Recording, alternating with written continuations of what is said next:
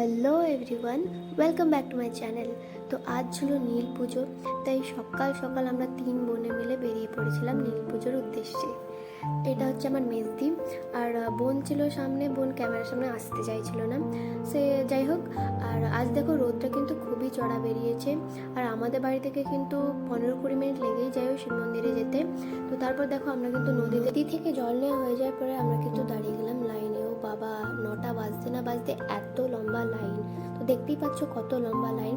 আমাদের কিন্তু জল ঢালা হয়ে গেছে, জল ঢালা হয়ে যাওয়ার ভিডিওটা কিন্তু আমি নিতে পারিনি, কারণ ভেতরে খুবই ভিড় ছিল।